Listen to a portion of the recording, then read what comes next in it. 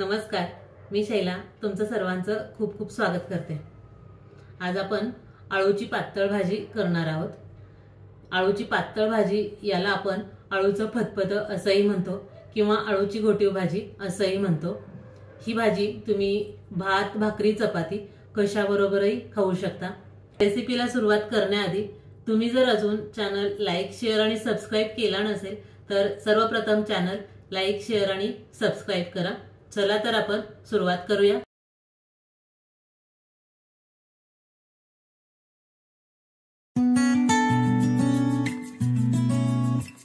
आळूचं फतफत करण्यासाठी लागणारं साहित्य सर्वात आधी आपण पाहूया। आळूची पानं 12 पानं आहेत, त्याच पानांची मी देठही घेतलेली आहेत। हिरवं वाटण घेतलेलं आहे, हिरवी मिरची, लसूण, जिरं आणि कोथिंबीर याचं हिरवं वाटण, ओलं खोबरं, शेंगदाणे, हरभऱ्याची डाळ, हिंग, हळद, लाल मिरची पावडर, मीठ, भाजून घेतलेलं बेसन पीठ, चिंचेचा कोळ, गूळ, गरम मसाला आणि फोडणीसाठी मोहरी। थोड्या वेळासाठी आळूची पानं आपण साईडला ठेवूया। आपण जे देठ घेतलेले आहेत त्या देठांचे साली काढून घेऊया। साली काढत असतानाच देठांचे बारीक तुकडे करून घ्यायचे, कारण कोवळी देठ आहेत त्यामुळे लगेच तुकडे होतात। तर हे पहा, अशा पद्धतीने साली काढून घेतलेले आहेत। मी संपूर्ण देठांचे साली काढून घेते।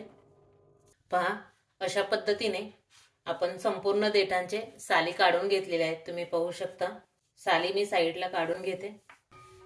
साली काढलेले देठही आपण स्ट्रेनर मध्ये घेऊन वॉश करून घेऊया। तर हे पहा, पानं पाहू शकता तुम्ही।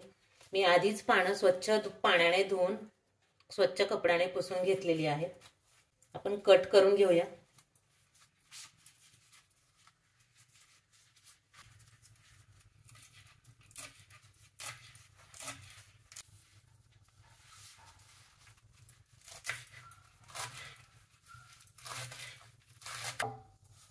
कट केलेली पानं आपण कुकरच्या डब्यामध्ये घालून घेऊया। त्यामध्येच 2 घेतलेले देठही टाकून घेऊया। साधारण 1.5 ग्लास पाणी घालून आपण कुकरला 4 शिट्टी करून शिजवून घेऊया। कुकरमध्ये मी खाली पाणी ओतलेलं आहे आणि त्यावरती स्टँड ठेवलेला आहे। स्टँडवरती आपण आळूची पानं आणि देठ पाण्यामध्ये टाकून शिजवून घेण्यासाठी डब्बा ठेवून देऊया।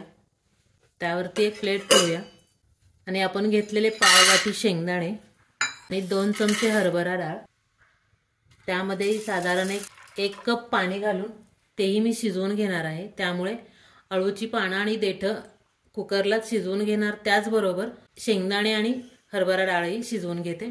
झाकण लावून आपण 4 शिट्टी करून घेऊया। 4 शिट्टी झालेल्या आहेत। आपण गॅस बंद करून घेऊया आणि कुकर पूर्ण थंड झाल्यानंतर खोलून घेऊया। कुकर पूर्णपणे थंड झालेला आहे। आपण झाकण काढून घेऊया।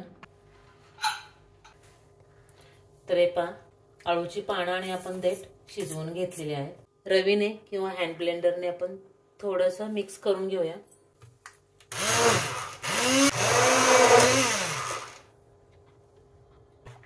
हे पहा, अशा पद्धतीने रवीने छान फेटून घ्यायचं। पॅन गरम करून घेऊया। पॅन गरम झाला की साधारण 1 मोठा चमचा तेल गरम झालं की अर्धा चमचा मोहरी छान तडतडली की गॅसची फ्लेम लो करायची। लो फ्लेम केल्यानंतर पाव चमचा हिंग, आपण जे हिरवं वाटण करून घेतलेलं आहे ते वाटण छान परतून घ्यायचे, त्यातला कच्चापणा निघून गेला पाहिजे।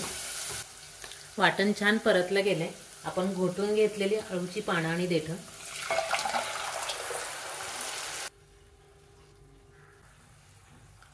आपण शिजवून घेतलेले शेंगदाणे आणि चणा डाळ तेही आपण यात घालून घेऊया।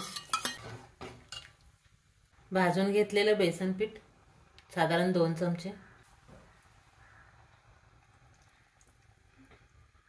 व्यवस्थित मिक्स करून घ्यायचे।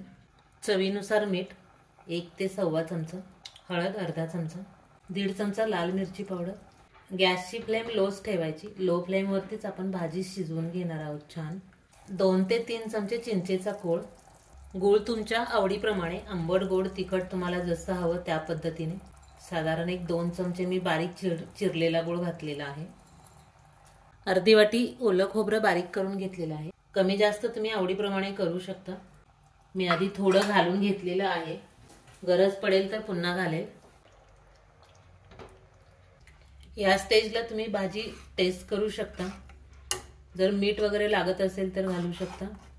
अर्धा चमचा मी मीठ घालते. पुन्हा थोडंसं ओलं खोबरं घालते. शेवटी पाव चमचा गरम मसाला. झाकण ठेवून एक 2 मिनिटं शिजवून घेऊया. 2 मिनिटं झालेले तर आपण झाकण काढून चेक करूया. तर पहा, अशा पद्धतीने आपलं अळूचं फतफदं म्हणा किंवा अळूची घोटीव भाजी म्हणा आपली तयार झालेली आहे. सजावटीसाठी थोडंसं ओलं खोबरं घालूया. आपलं अळूचं फतफदं तयार आहे. अजून जर तुम्ही चॅनल लाईक, शेअर आणि सबस्क्राईब केला नसेल तर चॅनल लाईक, शेअर आणि सबस्क्राईब करा. धन्यवाद.